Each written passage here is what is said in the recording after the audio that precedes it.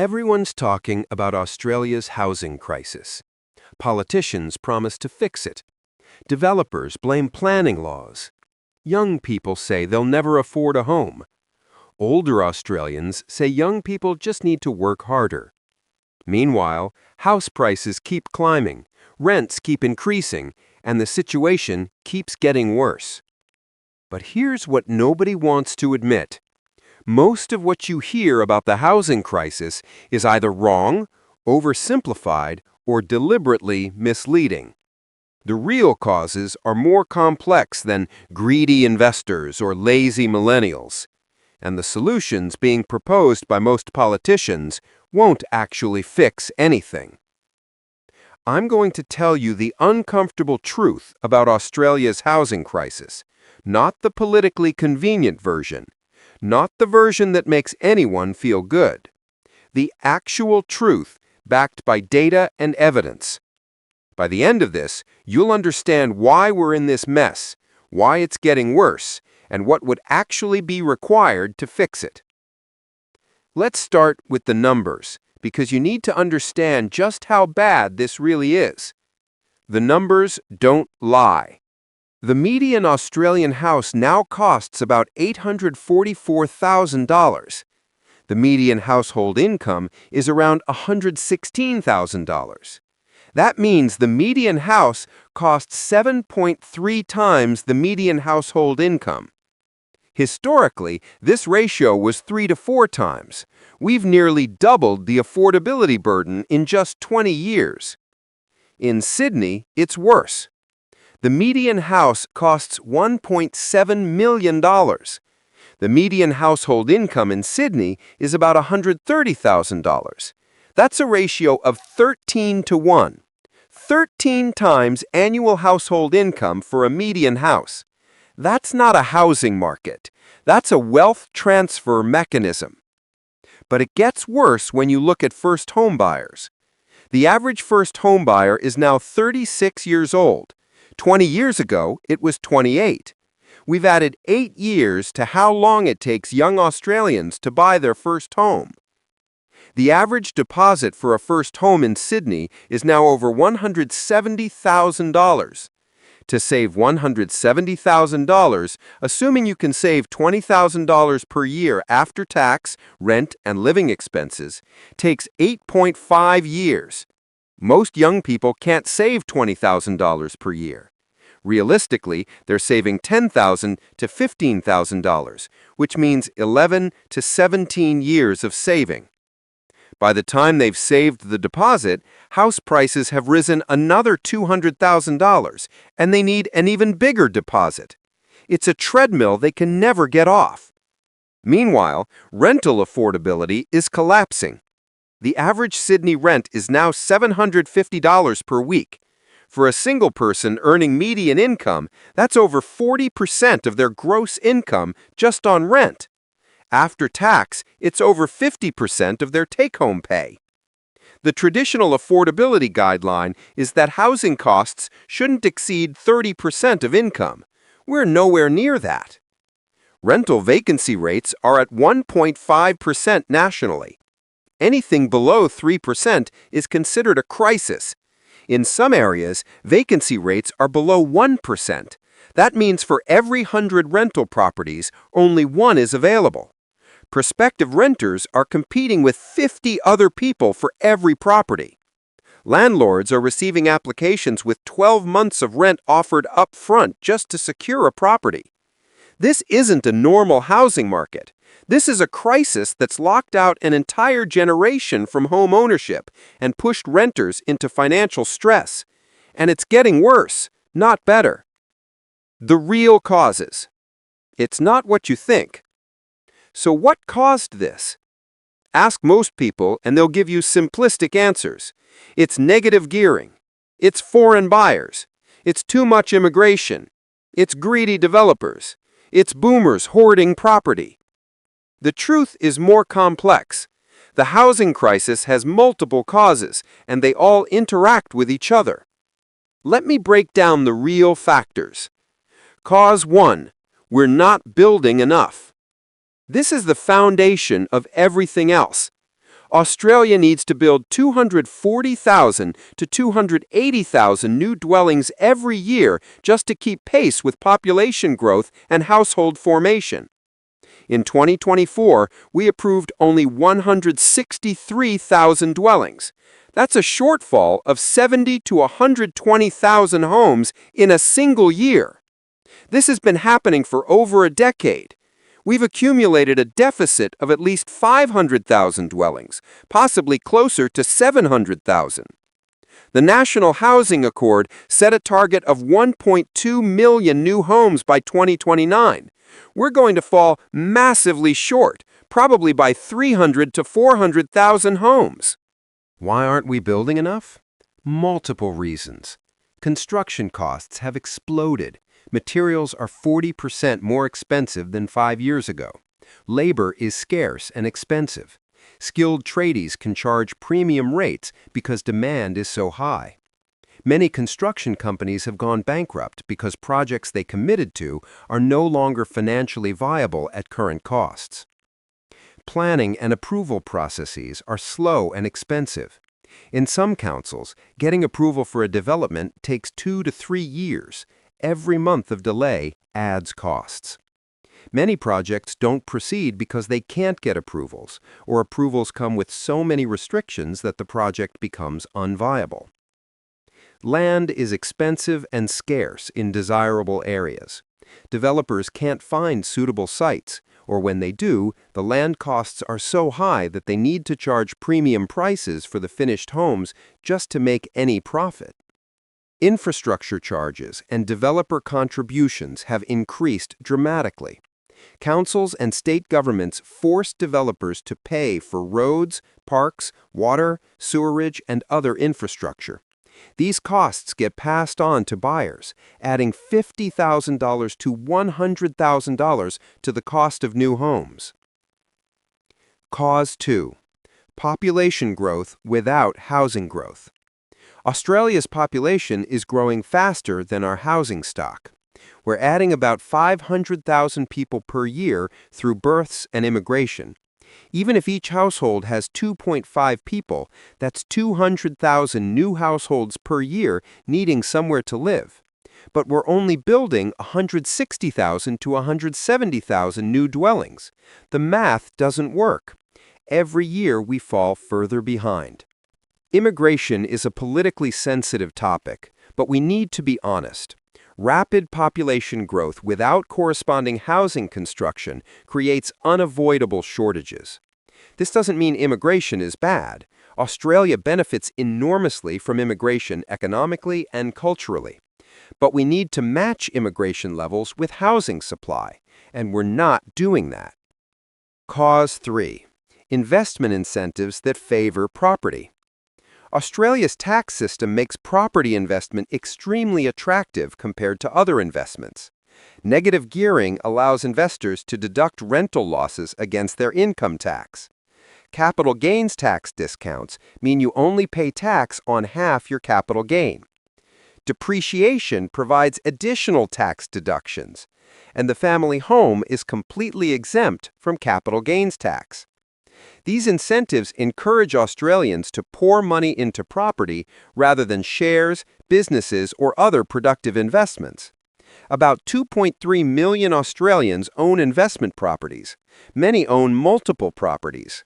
This concentrates property ownership among people who already own homes, making it harder for first-time buyers to compete. Here's the controversial part. Negative gearing and capital gains tax concessions probably aren't the main cause of the housing crisis, despite what many people claim. Studies suggest they have a modest impact on prices, maybe 2 to 4%. Removing them would hurt prices temporarily, but wouldn't solve the fundamental supply shortage. However, these tax incentives do concentrate wealth among property owners and make inequality worse. They're regressive policies that primarily benefit high-income earners. But removing them without fixing the supply problem would just mean fewer investors, lower rental supply, and even higher rents. Cause 4. Cheap credit and low interest rates. For most of the 2010s, and especially during COVID, interest rates were at record lows. The Reserve Bank dropped rates to 0.1% in 2020. Banks were lending money almost for free. When interest rates are low, people can borrow more money. Their repayment capacity increases dramatically. This extra borrowing capacity flows directly into higher property prices. Every time the Reserve Bank cuts rates by 0.25%, it adds about $30,000 to the average person's borrowing capacity. That $30,000 flows into property prices. From 2020 to 2022, ultra-low interest rates fueled a property boom. People could suddenly afford to borrow hundreds of thousands more, so they bid properties up to higher prices. Sellers captured all this extra borrowing capacity as higher prices. This is how monetary policy inflates asset prices. The Reserve Bank thinks it's supporting the economy by cutting rates, but what it's really doing is inflating property prices and making housing less affordable. It's a transfer of wealth from people who don't own property to people who do. Cause 5. Planning systems that restrict supply. Australia's planning systems are designed to restrict supply, not enable it. Every development needs council approval. Every council has residents who oppose development. These residents attend council meetings, lobby councillors, and fight against any new development near them. This is the NB effect, not in my backyard. Established homeowners oppose new developments because they want to protect their property values and their neighborhood character. They don't want higher density, more traffic, or changes to their area. So they fight every development application. Councillors are elected by these same homeowners, so councillors have strong incentives to block developments or impose so many restrictions that developments become unviable. The people who would benefit from new housing, young people and renters, don't live in these areas yet, so they have no voice in council decisions. The result is that we massively underbuild housing in established, desirable areas close to jobs and services. Instead, we push development to outer suburbs and regional areas where land is cheaper and opposition is lower. But these outer areas lack the jobs, transport, and services that people want. So demand concentrates in inner and middle ring suburbs where supply is restricted, driving prices up. Height limits, density restrictions, heritage overlays, character protections, and endless consultation processes all work to restrict supply. These policies are presented as protecting neighborhoods, but their actual effect is to protect the wealth of existing property owners at the expense of everyone else. Cause 6. Land banking and development delays. Large property developers and landowners often sit on land for years before developing it. They're waiting for prices to rise further, for approvals to come through, or for infrastructure to be built. Meanwhile, that land produces no housing. Developers have incentives to release housing slowly to avoid flooding the market and reducing prices. They'll build and sell one stage of a development, wait for those to sell, then build the next stage. This maximizes their profits but slows the rate at which new housing enters the market. Councils compound this by allowing developers to stage developments over many years. A development approved for 1,000 homes might be built over 10 years rather than 3 years. This artificial slowing of supply keeps prices higher. Why the proposed solutions won't work. Politicians love to announce housing initiatives and claim they'll fix the crisis. But most of these announcements are either too small to matter or address the wrong problems. We'll build more public housing. Public housing is important for social reasons, but it won't solve the housing crisis. The scale is too small. The federal government has announced 40,000 new social and affordable homes over 5 years. That's 8,000 per year. We need 240,000 total new homes per year. Public housing will be 3% of what's needed. public housing also takes years to build, costs more than private housing due to government procurement processes, and doesn't address the underlying supply shortage in the private market where 97% of Australians live. Will give first home buyers more grants. First home buyer grants and schemes are politically popular but economically counterproductive. When you give buyers $10,000 or $20,000 to help them purchase, what actually happens is sellers capture that money by increasing prices. The grant flows through to vendors, not buyers. Studies consistently show that first home buyer grants increase property prices by roughly the amount of the grant. They help individual buyers compete in bidding wars, but they don't help first home buyers as a group. They're a wealth transfer from taxpayers to property sellers. The Help to Buy scheme, where the government owns up to 40% of the home, helps some individuals, but again doesn't address supply. It helps a few thousand people buy homes they otherwise couldn't afford, but it does nothing to increase housing supply or reduce prices. Will increase stamp duty for investors. Some states have increased stamp duty or land tax for investors, hoping to discourage investor purchases and free up properties for first home buyers. The problem is this reduces rental housing supply while not addressing the fundamental shortage. If investors buy fewer properties, there are fewer rental properties available. This pushes rental vacancy rates even lower and rents even higher. Renters suffer even more. Some renters who were saving to buy now can't save as much because their rent increased, so they're further from buying. Penalizing investors might feel good politically, but it doesn't solve the supply problem. In fact, it often makes things worse. Will allow more foreign buyers or will ban foreign buyers. Foreign buyers are a convenient scapegoat, but they're not a major cause of the housing crisis.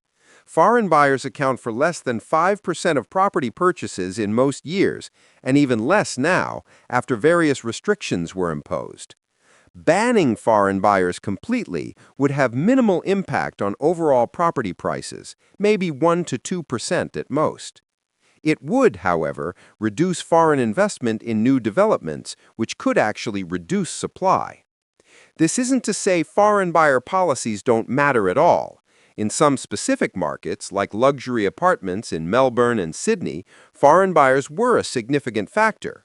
But for the overall housing crisis, foreign buyers are a minor issue that gets disproportionate attention because it's politically easier to blame foreigners than to admit we failed to build enough housing.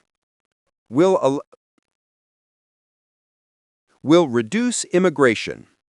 Cutting immigration would reduce demand for housing, which would ease pressure on prices and rents. But it would also reduce economic growth, reduce tax revenue, create labor shortages, and age our population faster. Australia's economic model depends on immigration. We need working-age people to support our aging population. We need skilled workers to fill job shortages. Cutting immigration significantly would cause more problems than it solves.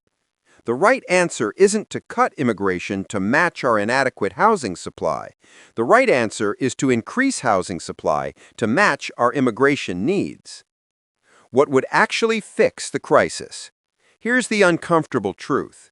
Fixing Australia's housing crisis requires politically difficult decisions that will make many current property owners worse off. And that's why it won't happen. To actually fix the crisis, we would need to massively upzone inner and middle ring suburbs. We need to allow medium and high-density housing in established suburbs within 10 kilometers of CBDs and major employment centers.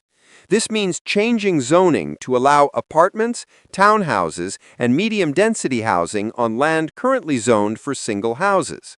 This is politically toxic because it directly threatens the property values of established homeowners in these suburbs. They bought houses expecting their neighborhoods to stay low density, and they'll fight ferociously against any changes. But it's necessary. We can't keep forcing all new development to outer suburbs 30 to 40 kilometers from employment centers. We need density where the jobs are. Dramatically streamline planning approvals. Developments that meet clear criteria should be approved quickly, within weeks, not years. Council discretion should be removed for complying developments. Local opposition should not be grounds to refuse developments that meet planning rules. This would face massive opposition from councils and residents who want to maintain control over what gets built in their areas. But the current system gives veto power to people who already own property and excludes the voices of people who need housing. Reform tax incentives. Negative gearing and capital gains tax concessions should be gradually phased out or reformed to be less generous. This would reduce the tax advantage of property investment relative to other investments. This would face opposition from the 2.3 million Australians who own investment properties and benefit from these concessions. Property prices would likely fall 5% to 15% if these policies were changed, which would hurt existing owners while helping first-time buyers. Increase construction industry capacity. We need to train more builders, plumbers, electricians, and other trades. We need to streamline building regulations to reduce costs while maintaining safety. We need to stabilize the construction industry so companies can plan long-term without fear of bankruptcy. This requires long-term government investment in training and industry support. It's not politically exciting and takes years to show results, which is why governments rarely do it properly. Build more transport infrastructure. Housing is only useful if people can get to jobs. We need to build rail, metro, and bus networks that connect housing with employment centers. This would make outer and middle ring suburbs more desirable, spreading demand and relieving pressure on inner suburbs. This requires tens of billions in infrastructure investment over decades. Governments struggle to commit to this level of spending, especially when benefits won't be realized until long after they're out of office. Seriously consider public land development. Governments own large amounts of land. Using this land for housing development, either directly or through long-term leases, could significantly increase supply without requiring land purchases. This requires governments to think long-term and be willing to act as developers, which most governments are reluctant to do. The political reality: why nothing will change. Here's why the housing crisis won't be fixed. The people who benefit from high property prices have more political power than the people who are hurt by them. About 67% of Australian households own their home. Many own investment properties too. These homeowners vote at higher rates than renters. They're older, more politically engaged, and more likely to live in marginal electorates that decide elections. To these homeowners, rising property prices are good. Their wealth is increasing. They feel richer. They can borrow against their home equity. If they own investment properties, their assets are growing in value. Why would they vote for policies that would reduce their property values? They won't. Any politician who proposes policies that would meaningfully reduce property prices will lose elections. Renters and young people who don't own property are hurt by the crisis, but they vote at lower rates. They're younger and more cynical about politics. They move frequently, so they're less connected to local communities. They're a diffuse group that's hard to organize politically. The result is that politicians face strong incentives to protect property owners and weak incentives to help renters and first-time buyers. So they make small announcements that sound good but don't threaten property values. They can claim to care about affordability while not actually doing anything that would reduce prices. The Reserve Bank makes this worse. When they cut interest rates to stimulate the economy, they inadvertently boost property prices. When they raise rates to control inflation, they hurt recent buyers with large mortgages. The RBA can't solve the housing crisis through monetary policy, but their actions significantly affect property prices. The future. Where this is heading. If current trends continue, and they almost certainly will, here's what Australia's housing future looks like. Property prices will keep rising at 4 to 6% per year. This will continue to outpace wage growth, making housing progressively less affordable. By 2030, the median Australian home will cost over $1 million. Sydney houses will cost over $2 million. Home ownership rates will continue falling. Currently, about 67% of households own their home. This was 70% 20 years ago. It will probably fall to 60 to 62% by 2030. Fewer young Australians will ever own property. The age of first home buyers will continue increasing. It's currently 36. It will likely hit 38 to 40 by 2030. People will spend their 20s and 30s renting, only buying when they inherit wealth from parents or when two high-income earners combine finances. Wealth inequality will worsen dramatically. Property owners will get richer. Renters will get poorer. The divide between people who own property and people who don't will become the defining wealth divide in Australian society. Intergenerational wealth transfer will become more important. Young people who buy property will mostly be those whose parents give them deposits or guarantor loans. Young people without wealthy parents will mostly stay renters. Your parents' wealth will determine your housing outcomes more than your own income or effort. Rents will keep rising faster than wages. Rental stress will worsen. More people will spend over 50% of their income on rent. Homelessness will increase. More people will live in overcrowded conditions, share housing into their 40s and 50s, or live in substandard housing. Political pressure will build, but meaningful change will remain elusive. Governments will keep announcing small programs and grants while avoiding the fundamental reforms needed. They'll blame each other, blame immigrants, blame investors, blame anyone except the real problem: our collective failure to build enough housing. The uncomfortable conclusion. Australia's housing crisis is a policy choice. We could fix it if we wanted to. We have the land, the skills, the capital, and the knowledge. Other countries have faced similar crises and implemented solutions that worked. But fixing it would require making current property owners slightly less wealthy to make housing accessible to everyone else. It would require overriding local opposition to new developments. It would require long-term thinking and political courage. We won't do these things because the people who benefit from the current system have more political power than the people who are hurt by it. So the crisis will continue. Young Australians will keep getting locked out of home ownership. Renters will keep struggling with unaffordable rents. Wealth inequality will keep growing. Politicians will keep pretending to care while doing nothing meaningful. Economists will keep writing reports that get ignored. Young people will keep getting angry while older property owners shrug and say, "We worked hard for our wealth." And in 2030, we'll still be having the exact same conversations about the housing crisis, except prices will be 40% higher and the crisis will be even worse. That's the truth about Australia's housing crisis. Not the truth anyone wants to hear, but the truth nonetheless. The question is, are we willing to do anything about it? Based on the past 20 years, the answer is almost certainly no.